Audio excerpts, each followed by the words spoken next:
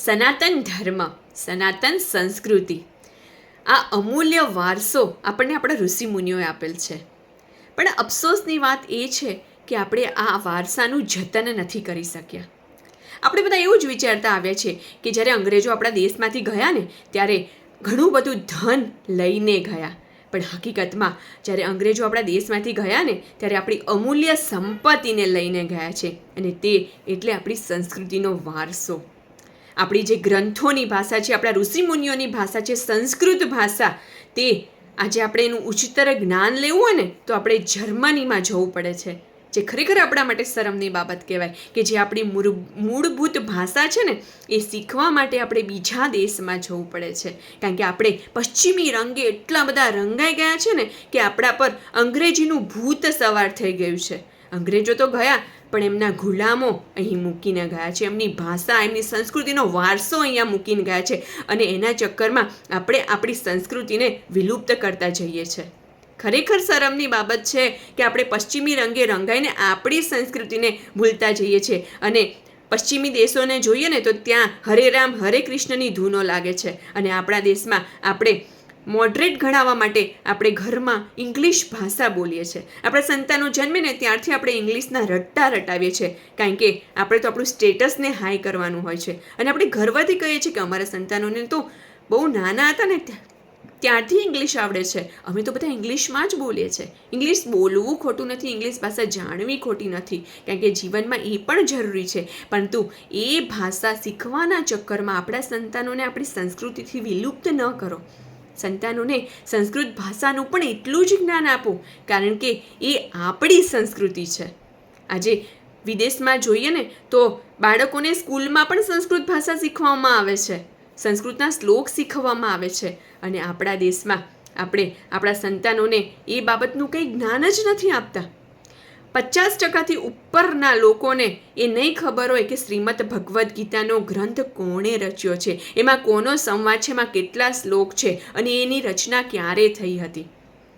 કારણ કે કોઈ કોશિશ જ નથી કરતું કે આ ગ્રંથ શા માટે રચાયો છે, એનું તાત્પર્ય શું છે, એનું મહત્ત્વ શું છે.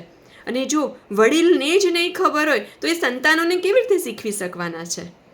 ખરેખર આપણા સંતાનોને સનાતની સંસ્કૃતિનું જ્ઞાન આપવું જરૂરી છે, અને આપણે પણ એ જ્ઞાન લેવું જરૂરી છે, કારણ કે આપણને આવડતું હશે તો જ આપણે આપણા સંતાનોને આપી શકીશું, અને આ જ્ઞાન આપણી પાસે હશે ને તો જ આપણે આપણી સંસ્કૃતિનું જતન કરી શકીશું. અત્યારે પહેલગામમાં જે હુમલો થયો એમાં એક વ્યક્તિને પૂછવામાં આવ્યું કે તમને કલમા આવડે છે? જેમને આવડતી હતી એમને મારવામાં નથી આવ્યા, જેમને નથી આવડતી એ દરેકને મારવામાં આવ્યા.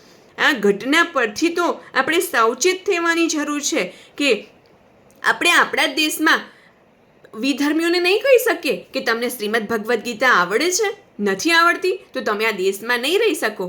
કેમ નહીં કહી શકીએ? કારણ કે એક સનાતની તરીકે આપને પણ જો એનું જ્ઞાન નહીં હોય તો આપણે શું બીજાને કહી શકીશું? આપણે શું વિધર્મીને કહી શકીશું કે તમને શ્રીમદ ભગવદ્ ગીતા આવડે છે, નથી આવડતી તો આ દેશમાં નહીં રહી શકો? તો પહેલો આ દેશમાંથી નીકળવાનો કહેવાય ને કે આપણે જ જવાની જરૂર છે, કારણ કે આપણે જ નથી આવડતું તો આપણે શું બીજા પાસે અપેક્ષા રાખીશું?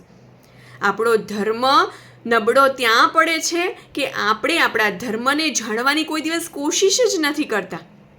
કોઈક આપણને સવાલ પૂછે કે તમારો ધર્મ શું કહે છે, શું શીખવે છે, તેનું જ્ઞાન આપણી પાસે હશે તો આપણે એને જવાબ આપી શકીશું ને.